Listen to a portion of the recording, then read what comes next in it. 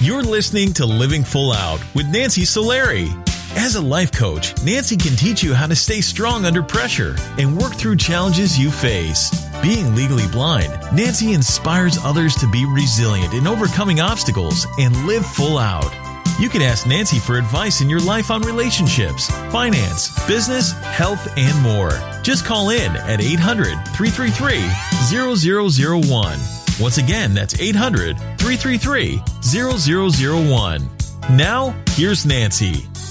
Hello and welcome to the Living Full Out Show. My name is Nancy Solari, and today we're going to be talking about being resourceful in life. And I love this topic because it's when you're resourceful, when you're cracking the code, when you're kind of off-roading in life, going against the grain, trying to find those secret tips and tricks. It's that separates you from other people. Now, when you consider living full out, you want to be a unique, you want to be an individual, you want to be someone who's creative, you want to be someone, of course, who's loving and giving and all of that. But to even be loving and giving, sometimes that means you have to be resourceful, because when others can't find resources for themselves, here come you with the answers, the solutions. So we're all about being resourceful today. Also, stay with us in our next segment. We're going to have Susan Lorenzo sharing with us about her journey with breast cancer, not just once, but twice. And it's really endearing to see how she got through that and the various parallels in her life that occurred. And she'll share that with us. Also, I want to make sure that you feel supported to call in. I know sometimes being resourceful is like, where do I even begin? And that is what this show is for. If you're at that crossroad and you're not sure which way to go, let me help you. Give us a call at 800-333-0001. Also, if you want to hear today's show again, make sure you go to livingfullout.com. You can go to our radio show page, or remember, if you have an Alexa or if you're on the go, you can find Living Full Out Radio in the App Store and listen to us anytime you want.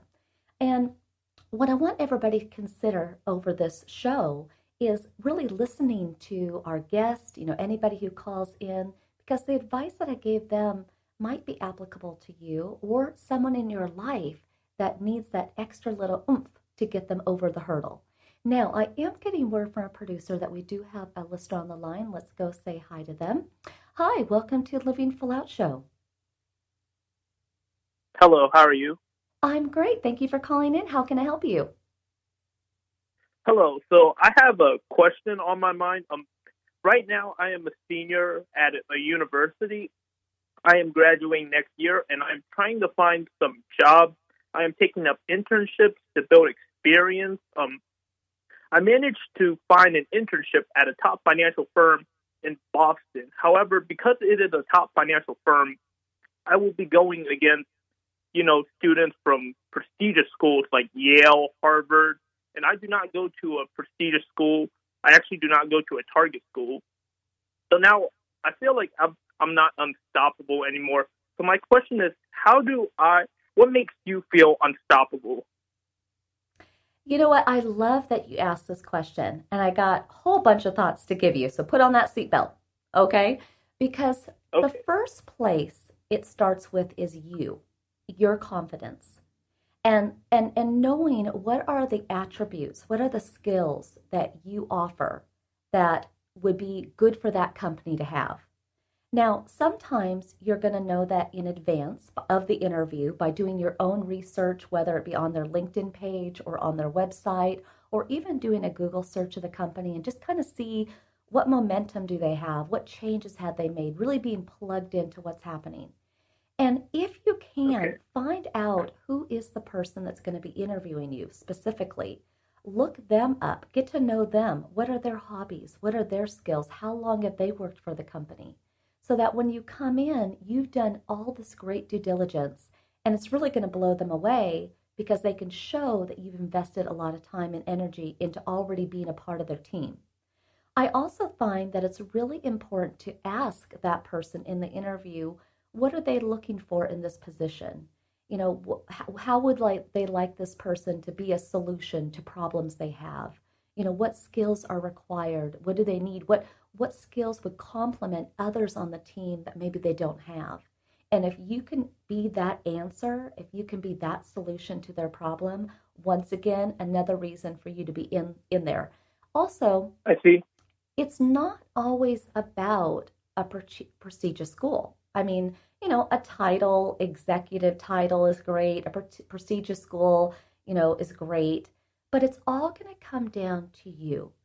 If they meet you and they know that your heart is in the right place, that you're passionate about the position, you want to be there for a lengthy amount of time, you're someone that they can invest time and money into to develop, that's somebody that they want. If you show them that you know the company, the good and the bad of it, that you've researched it, you looked up newspaper articles, you've listened to podcasts, you really invested time in the leaders of the company, how it got started, maybe what was the original parent company, if it ever got sold or passed over, just knowing as much as you can. But then when it comes down to it, you want to make sure that you have a memorable impression. So you want to have something in your back pocket that will stand out, because everybody's going to sit there, they're going to dress the part, they're going to say all the right things, they're all the resume type words and stuff, but maybe have something that's kind of unique and different. And maybe that is finding something quickly in the room that you can compliment the interviewer on. Wow, you have a really nice office. Oh, your daughter is so cute. Oh my gosh, I bet you're so proud. Or maybe you can quickly assess a picture on the wall and say, wow, that's a really nice picture. Is that, a local place here? It's like start a conversation. Do you see that? So I see. When after the interview, you go to write your thank you note, your thank you email, you want it to be riddled with personal things. Thank you for sharing with me what you want in the person you're hiring. I'm so glad to hear about those projects that are upcoming that, that you're looking to have this person in my position do. Again, I appreciate so much that looks like you're a great dad, a great mom. Thank you for telling me about your daughter. I really look forward to being a part of the company and maybe saying something about their mission statement. See, all of that means way more than just being from a prestigious school. Do you see that? I see. Now, you asked me, what makes you unstoppable?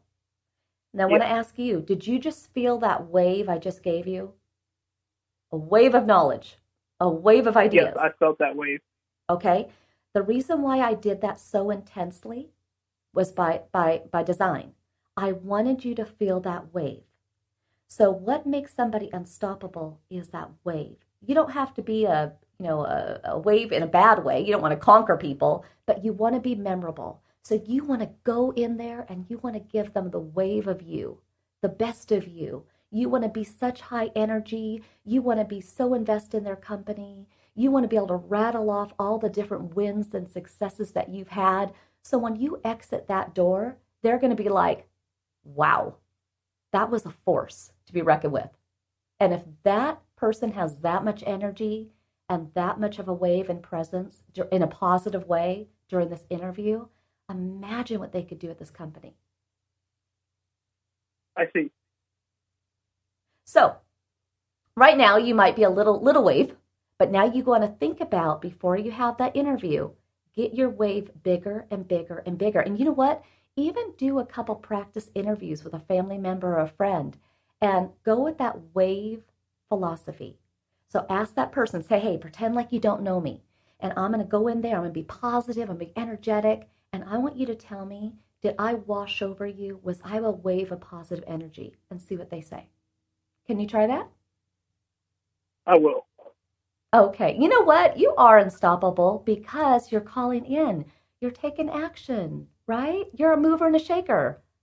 That's living full out. Of course. Right there. Okay? So thank you so much for calling in, and we'll wish you all the best. So thank you, Nancy, again for your guidance, and I wish you the best weekend and the best in your journey. Oh, thank you so much. Thank you, and we'll be thinking about you too. Thank you. Thank you. Love that he asked that question, right? Because today we're talking about being resourceful, and sometimes when you're resourceful, you got to dig deep. You got to find that superpower. what is unique? What is signature to you?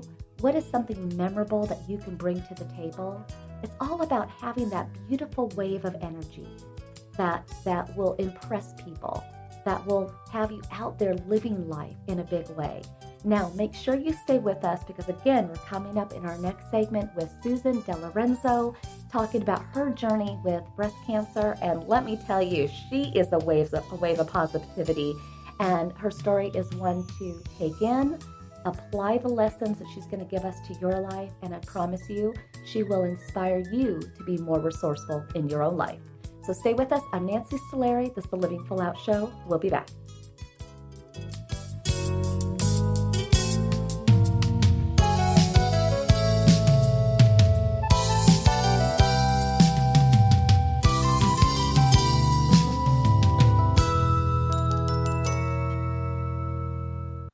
Hi, professional skateboarder Tony Hawk here with Bugs Bunny and Daffy Duck to remind you to get moving every day. Because when you get moving an hour a day, you'll have the energy to skate through anything.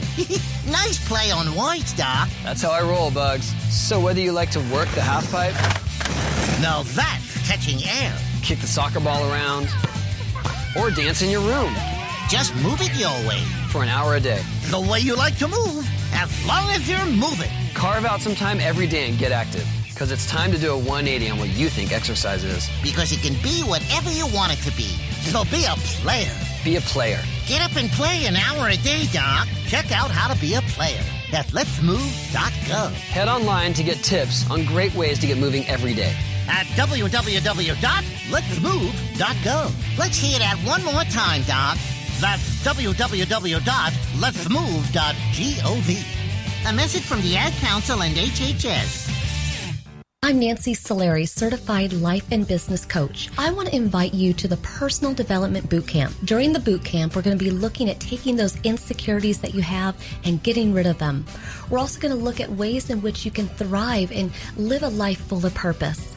Go to livingfullout.com/bootcamp, livingfullout.com/bootcamp to sign up. I believe in you, and here's to you living your life full out.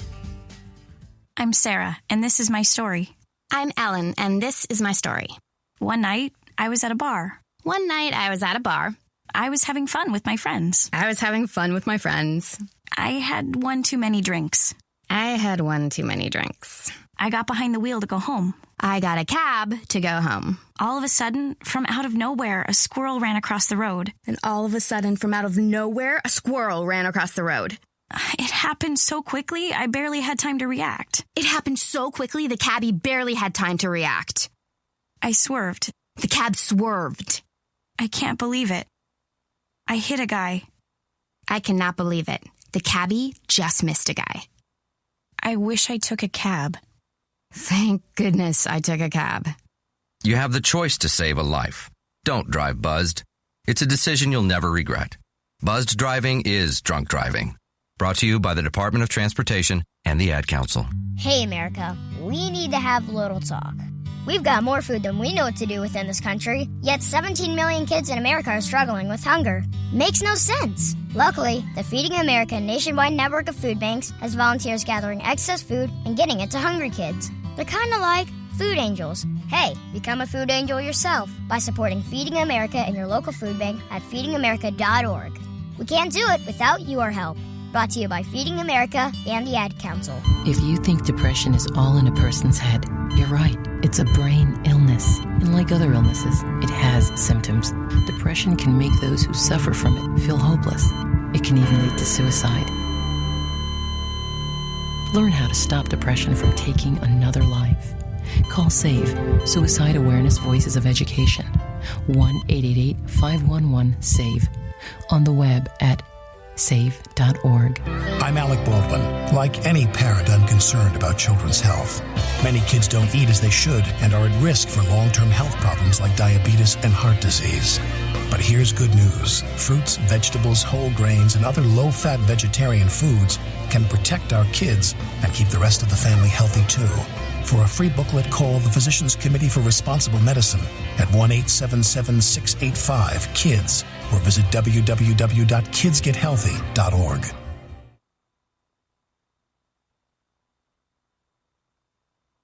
You're listening to Living Full Out with Nancy Solari. With Nancy's expertise, you'll learn how to embrace your potential and strive for success. If you have a question or need further support, send us an email at connect@livingfullout.com. Now, here's Nancy. Thank you for joining us today. I am Nancy Solari, and this is the Living Full Out Show. And today we're talking about being resourceful. And we do that bringing you inspirational guests that can give you lessons and ideas and insights, kind of resources for your mind and your soul. And we very much have brought a very special guest today, Susan Lorenzo, who has overcome multiple times of having breast cancer. And we all hear that word cancer, and it's like, oh, we hope it doesn't affect anyone that we love or ourselves. But you know what? I know many who have had it. Even my own mom has had breast cancer. And that's why this story is very personal to me, and it's important that we keep a spotlight on this topic. So I'd very much like to welcome Susan to the show. Thank you, Nancy. It's really a pleasure to be here with you today. And I want to give a shout out to all your listeners. Oh, we'll take the shout outs. We love it. We love it. And, Susan, you really are a force. But, it's interesting. It's funny how when we're a child, we kind of learn who we're going to be in life. And you've always been a person of purpose, a person who has served. I know, your mom had breast cancer when she was younger at 38, and she had depression. And then it was rather ironic that you would further go on to marry a man with depression. And then, further ironic that you would just constantly give, deplete, whether it was to family, to friends, to your career.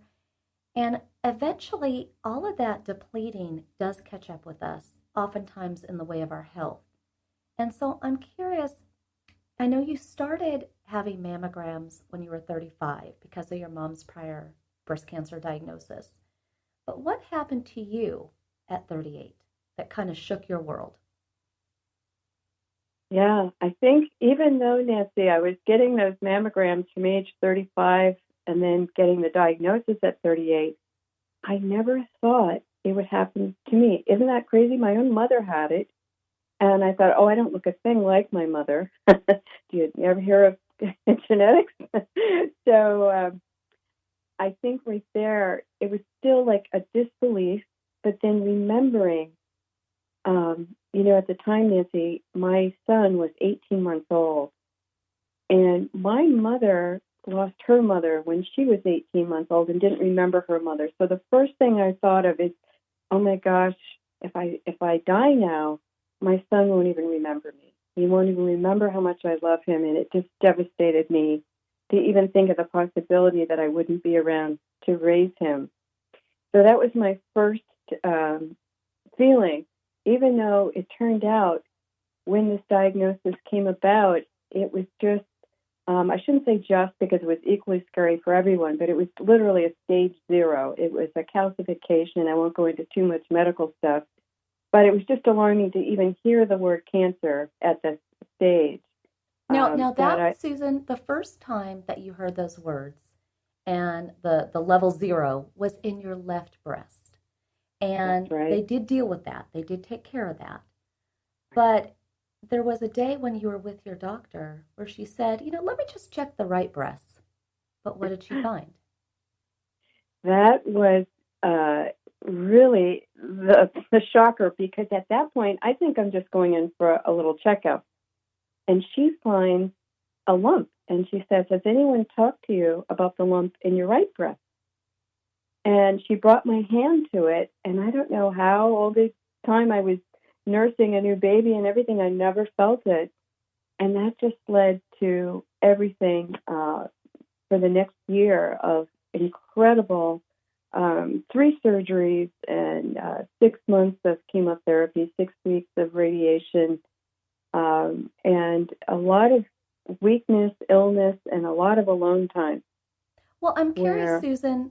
I'm curious because, you kind of have gone through this in many different ways. What did the lump feel like? Because I think a lot of times for women, we're supposed to do these self-breast exams. What was it that you missed? Well, it's interesting you should ask because the type of breast cancer I was diagnosed with is lobular, and that is almost like as if you had a spider upside down in your breast with its legs pressing up to the top of your breast. So for me, it was like a fingertip up at the top of my breast, meaning at the surface of the skin of my breast. Now, how did they end up removing that? It was a series where at first we tried a lumpectomy, and with lobular cancer, it is almost like I said, you have different legs of it. It's not just one tumor, it's branching out. So they didn't get it all with a lumpectomy. So the fact that it was invasive, at this point they knew it was invasive, was going into my lymph nodes, that they had to do a mastectomy. And that's when they found a lot of extra tumors. So I didn't even worry about, or lament, I'll say, that I had to lose a breast, because I was really vindicated and relieved to see, that there was like 3 more centimeters of tumor that wasn't even involved in the lumpectomy. Now, so in that was a process, I'm just curious, in that process, though, before we even get into the chemo and radiation, we'll get to that in a bit, but just the surgeries and having the breasts removed, as a woman, how did that affect you? It's interesting. You mentioned that my mother, when she was 38, had breast cancer. She also lost her right breast. So from the age of 14, I grew up seeing my mother walking around without a breast. She had a breasthesis to make her, equal on both sides, like when she put the breasthesis in her bra and wear it. But I certainly saw her plenty of times without it, and I never really identified with it, but I saw that she went on to have a very good life. And it wasn't that she didn't have tears and that I didn't have tears, but I kind of had a preview. So I don't think that's something all women get, but I kind of had that reassurance in my mother. Which is actually kind of interesting, because the day that you were told that you had cancer, she cried and you comforted her. And again, that was you being the person to serve. Your husband and you had kind of more of a business partner relationship. I know he too tried his best in the early time of this cancer to be supportive, cracking jokes and lifting your spirits. But there's a lot more to Susan's story that we're going to come back after this break and talk about, just weathering that storm and, seeing who shows up for you to actually be your support now versus it being always have been the other way around. So everybody stay with us. We're going to come back with Susan De Lorenzo and think about, just like how Susan had to be resourceful, think about where in your life you need to dig in, ask for help, maybe get a different doctor opinion. It's never too late, but we want to get you out there living your life full out. I'm Nancy Solari. We'll be right back after this break. Stay with us.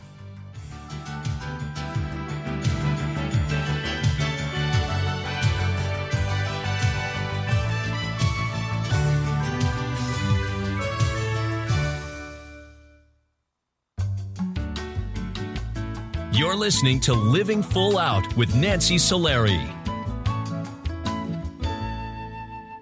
There are many sounds in your day-to-day life. There are sounds that wake you up. Sounds that make you smile. Sounds that energize you.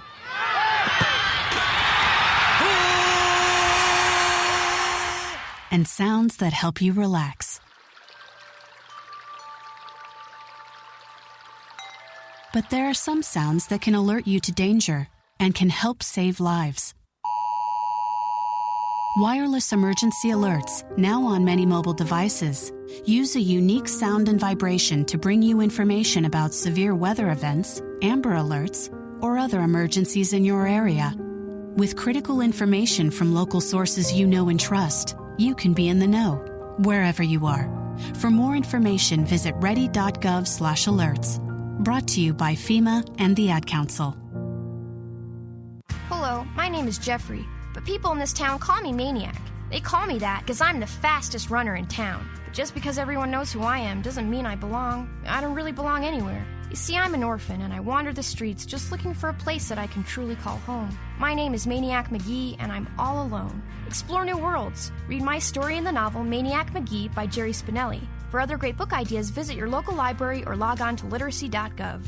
Brought to you by the Library of Congress and the Ad Council. Look for the bare necessities. The bare necessities of healthy living are easier than you think. You better believe it. And the food pyramid shows you the way. With just the right amount of exercise and the necessary grains, vegetables, fruits, milk, and meats and beans. Just the bare necessities of life. So eat right, be active, and have fun. Yeah, man. For your own path to a healthier you, visit mypyramid.gov. This is really living. This message brought to you by the U.S. Department of Agriculture and the Ad Council. Hi, my name is Nancy Solari, host of the Living Full Out Show. I am excited to let you know that we are now associated with Alexa. If you have Alexa in your house and you didn't know that, go ahead and find Living Full Out because you can hear us anytime you want, and we're there for you to keep you motivated. Go to your app store because we're located there as well. Just look for the Living Full Out radio show. It's important to us that we put out really inspiring programming, but we want to make sure that you have it at your fingertips when you need us most. We never know when those challenges are going to come, when we're going to feel lonely and need that motivation. So just know that when you need us, we're here for you. Check out Alexa, the app stores, or go to livingfullout.com. Here's to you living full out.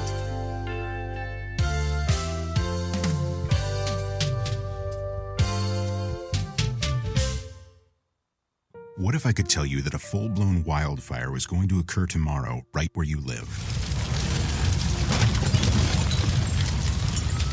Tell you exactly which neighborhoods it would engulf and how fast it would do it. The first thing you would do is talk with your loved ones and make a plan today. It's true, I can't tell you a wildfire will strike tomorrow, but shouldn't you make a plan anyway? Go to ready.gov/communicate and make your emergency plan today. Don't wait, communicate. Brought to you by FEMA and the Ad Council.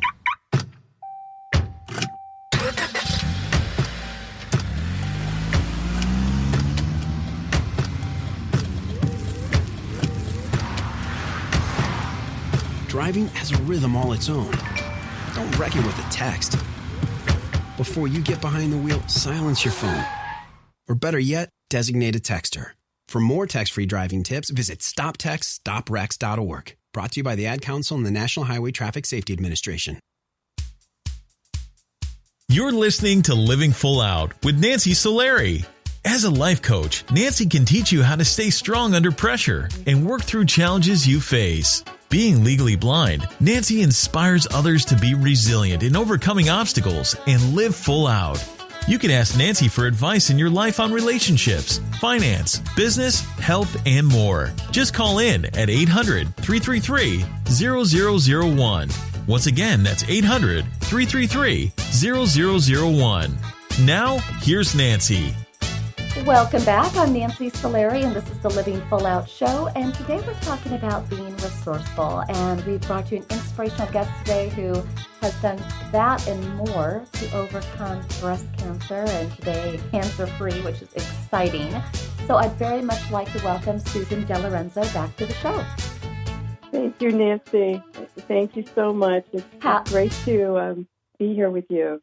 Happy to have you. And, I wish the topic was different. Again, I wish it was, we were talking about how you won the lottery and you're traveling the world, but that's okay. Our topic is breast cancer, which is very, very important because I don't know anybody who doesn't know somebody who's had breast cancer. And the thing is, this show today is about being resourceful. And although you were a go-getter in life, you were that person that was, of the support for others, your family did start to really support you, but you really had to dig in and find your own remedies to kind of get through the hard times. And one of those, which super impressed me, was when you went ahead and got your wig.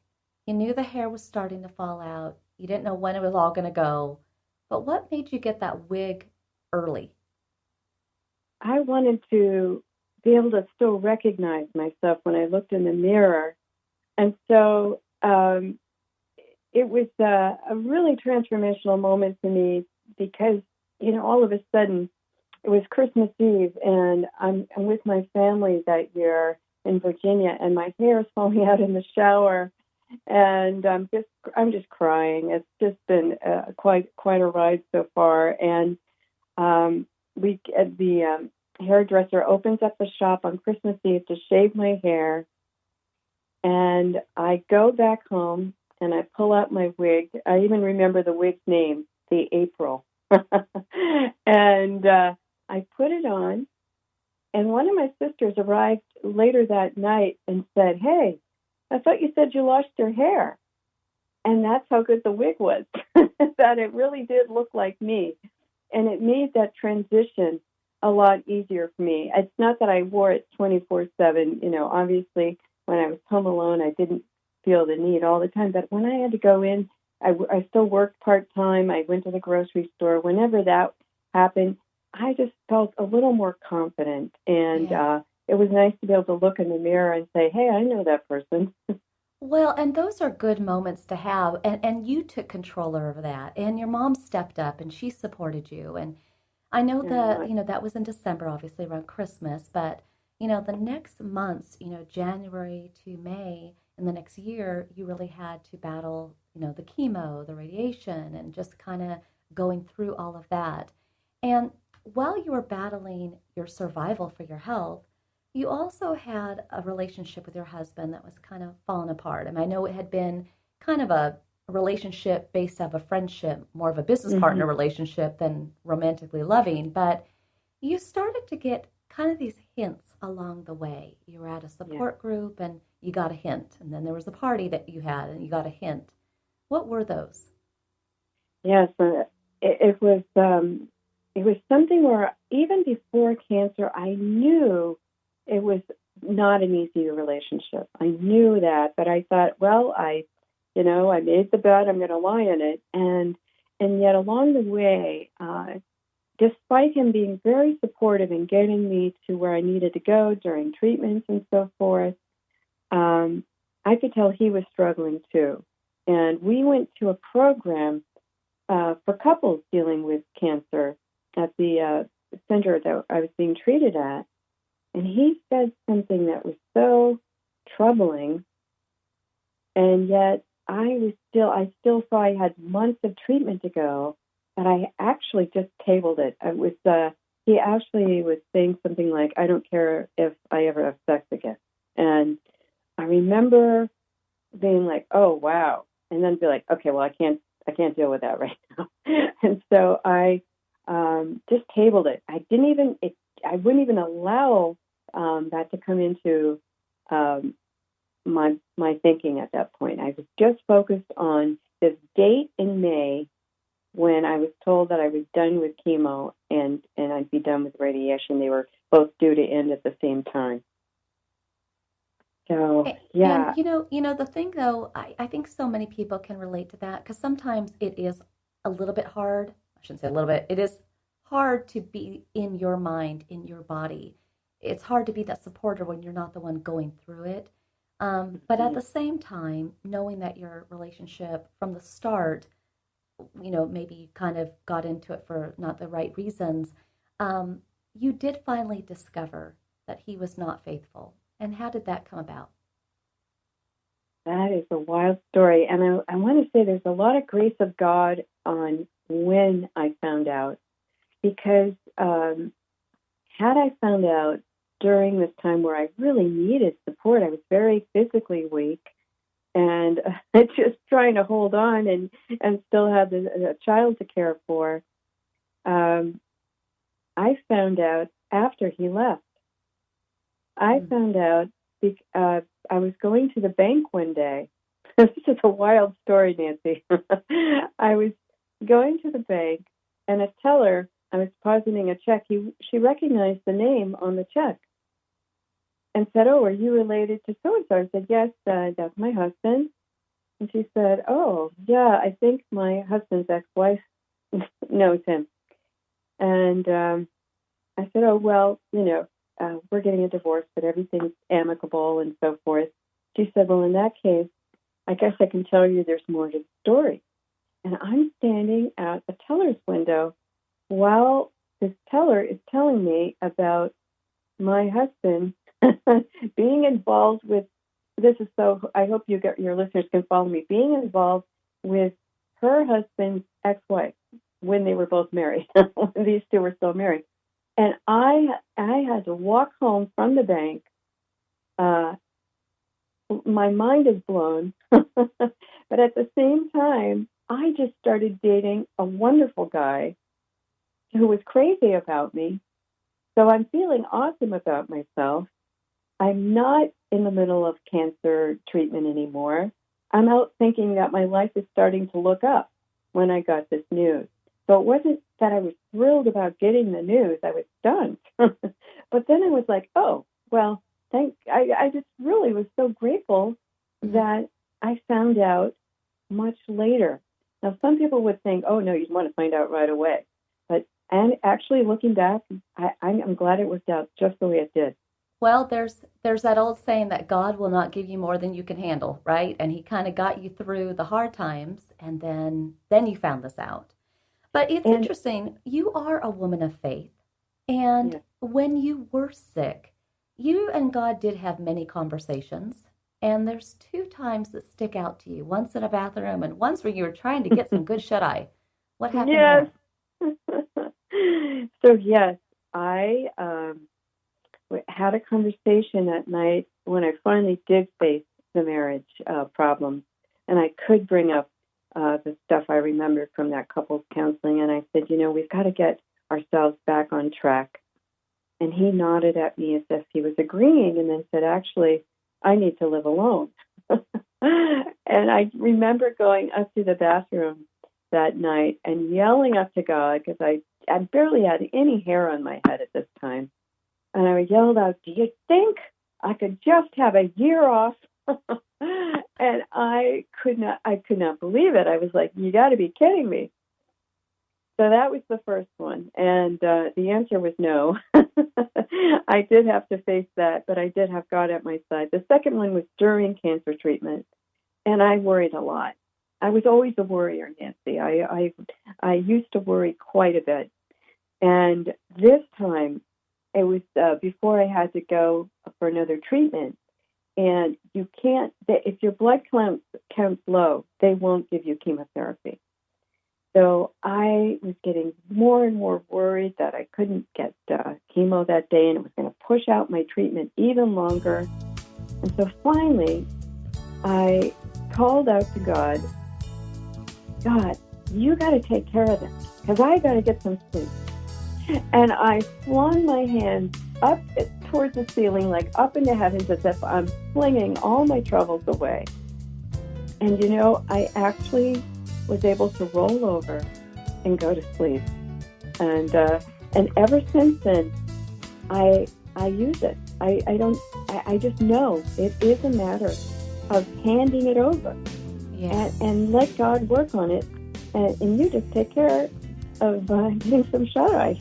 You know what? I love that. I love that story, because I think sometimes we do just have to give it over. And I'm also curious, we're rounding out our interview here, but do you still walk on eggshells today with the word cancer, the what if it comes back?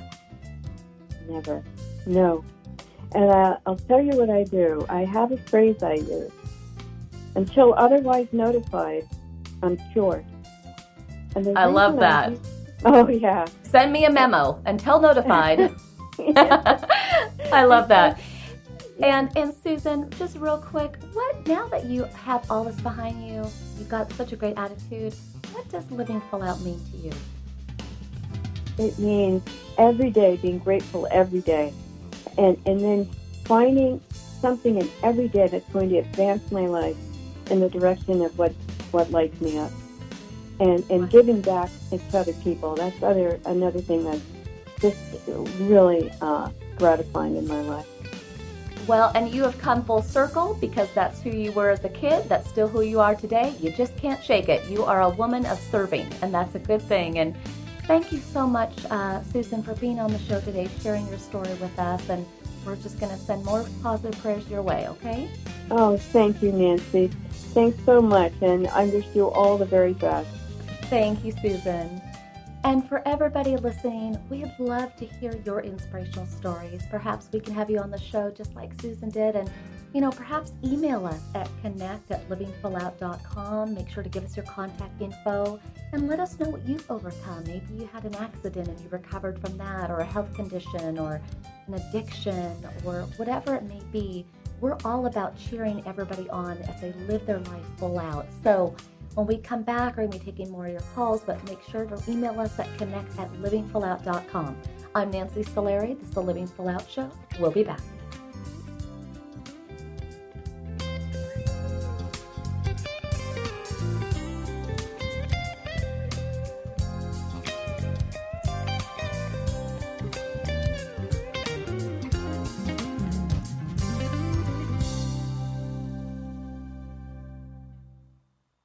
So I'm a cat, and I just moved in with this new human, and she's got this little toy she's always playing with, all day long. Tap, tap, tap, tap, bloop, bloop. She can't put it down.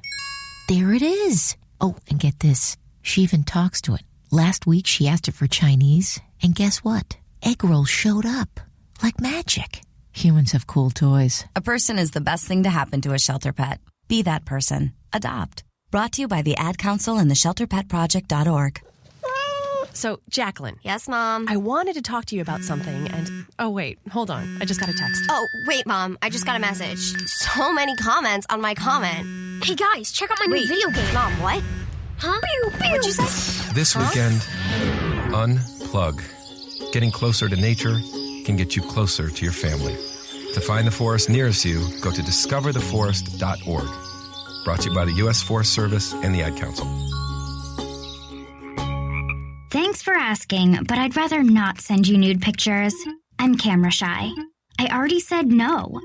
It's against my religion. I'm giving my dog a bath. You can have pictures of that. Pressure gives me hives. Under my clothes, I'm a robot. Hold on, let me ask my mom. Sorry, my webcam is broken. I'm worried they'll get passed around school. Unfortunately, I just had my clothes surgically attached to my body. If they got out, I might never be president. I'm already naked, under my clothes. Not even if you were all three Jonas Brothers. I have a rash. I have nudophobia. I have lizard skin. The more you ask, the less I want to. You're not the boss of me. Nudity makes me vomit. I'm a vampire, so I don't show up in pictures anyways. Your badgering has really killed the mood. When someone is pressuring you to do something you don't want to, how many ways can you say no before they get the message? Let us know at that'snotcool.com. Brought to you by the Ad Council. If you own a gun, you have a full-time responsibility. When you aren't using it, be sure it can't get into the hands of curious children, troubled teenagers, a thief, or anyone else who might misuse it. Your family, friends, and neighbors are all counting on you. Remember, always, lock it up. For more information on firearms storage safety, visit ncpc.org. This message brought to you by the National Crime Prevention Council, the Bureau of Justice Assistance, and the Ad Council. This is a test to find out if you know it all when it comes to children. Name one of the leading killers of U.S. children age 1 to 13. What's the best way to protect children in a car crash? At what age and size should a child start using a booster seat? Don't assume you know it all when it comes to car seats for your child. Go to safercar.gov/the-right-seat and know for sure. Brought to you by the National Highway Traffic Safety Administration and the Ad Council. When I grow up, I want to be a new pair of blue jeans. When I grow up, I want to be a kid's first computer. I want to be a warm fleece on a cold day. Football I want to be a stadium. bike that races around the country. I want to be a bench on a forest trail. When I grow up, I don't want to be a piece of garbage. And if you recycle me, I won't be. Give your garbage another life. Recycle. Learn how at iwanttoberecycled.org. Brought to you by Keep America Beautiful and the Ad Council. Well, I finally did it. My student loan is totally paid off. What? What about our plan to win the lottery and start living? You know, travel the world on matching yachts, wear enough jewelry to require a bodyguard, vacation on the French Riviera, and then buy it. You know we're never going to win the lottery, right? When it comes to financial stability, don't get left behind. Get tools and tips for saving at feedthepig.org. This message brought to you by the American Institute of CPAs and the Ad Council.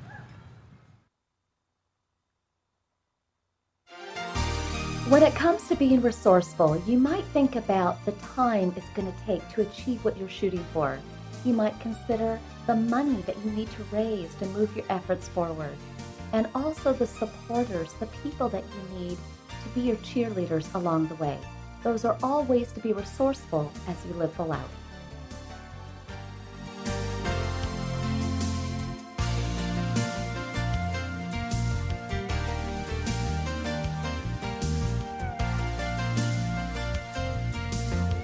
You're listening to Living Full Out with Nancy Solari.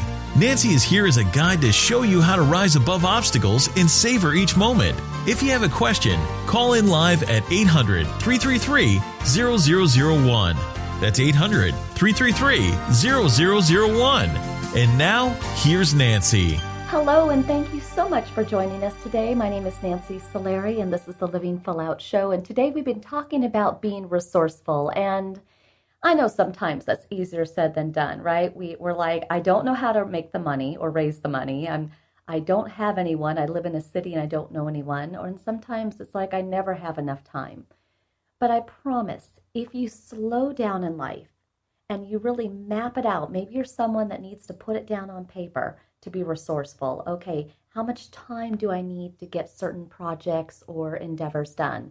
Okay, I can't do this all myself, so who could I enroll? Maybe I need to hire some support. Maybe I need to ask some family and friends. Maybe I need to meet new friends that I can team up with. And it's really about finding what it is that you need to move those efforts forward. And the strange thing is about being resourceful is it's like anything. Like if you're going to go work out and you want to lose weight, right? Those first couple days at the gym are super hard, right? 10 minutes feels like an hour. But then as you go and you do, it gets easier and better, and you feel more excited and you start to see the results. Being resourceful is that exact same way. Initially, it's daunting. It's like a super tall mountain. But as you start to crack the code, as you start to have people say, yes, I'm happy to help, or you start to see some flow of money come in, that will increase your confidence that it is possible that you can achieve what you want in life. Now, I'm getting word from our producer that we do have a caller on the line. Let's go say hi to them. Hi, welcome to the Living Full Out Show. Hi. Hi, thank you Hello. for calling in. How can I help you? Well, I wanted to ask a question that probably a lot of people are wanting to know the answers to. It's how can I cope with the continuous inequitable treatment towards minorities and people of color? That's such a great question. And being legally blind, I've definitely had a few people, target me over the years. You would think they wouldn't because of a disability, but they do. Because my disability is not one that you can see unless I'm holding my white cane. You might not know. And I'm just curious, when people have picked on you or when you felt discriminated against, is it because of skin color? Is it because of cultural? Is it because of a disability? What has it been for you? Well, I am white, and my mother was very passionate about the civil rights movement, partly because my grandfather, her father, was a minister, and he attended some of the same classes as Martin Luther King. Mm-hmm. And so it was a topic at her dinner table, and she made it a topic at our dinner table. Mm-hmm. And I grew up in a predominantly white community, Mm-hmm. and I found it harder to cope then than I do now. I live in a small city, and it's more diverse. But I find that there's still times when I get sad or angry. Mm-hmm. You know what I find oftentimes is it's education and it's connection. So educating people, telling them your story, that richness of the history that you come from, that you understand the balance. Now, we're never going to quite understand until we walk in someone's shoes, right? But you have some insight from having grown up the way you did. So education, but then also I think it's connection. And love is love. Friendship is friendship. And sometimes it's the kind gestures that bring people together. Quick story. With my white cane one day, I had a hard time crossing the street. Couldn't find my way across. Some guy pulls over, jumps out, and he was a black man, and he said, you know what? Let me help you. And I couldn't tell he was black till he told me. I said, well, that's so kind. And he goes, well, you know what? I want to help you, and you're helping me by allowing me to help you. And it was my blindness and his givingness that got us across the street. But see, that's just love. That's just giving. That has nothing to do with my disability or the color of his skin. That's just being good to somebody. And we all have that ability to do that for somebody else. So you just be a hero for another person. Go out there every day with the intention of making somebody's life easier. And if you go with that momentum, you know, these will kind of fade away more and more. Okay? But thank you so much for calling in. And thank you for your answer. It was very helpful. Thank you. And for everybody listening, I'm so proud of all of you. Go out there, be resourceful, live your life full out. Don't look back, look forward. And we'll be seeing you on the next show. Make sure you go to livingfullout.com to hear this show again. So many great questions. Inspiration by Susan De Lorenzo on breast cancer. Stay educated. Get out there, live that life in the biggest way you can. And we'll be seeing you on the next show. Here's to you living your life full out.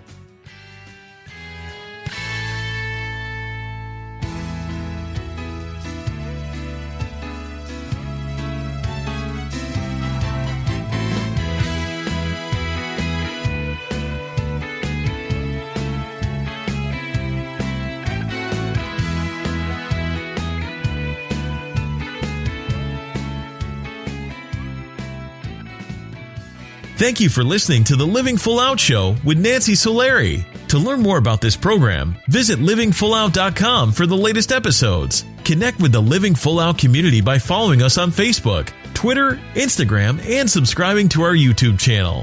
If you have an inspirational story you want to share, email us at connect@livingfullout.com. Here's to you, living full out.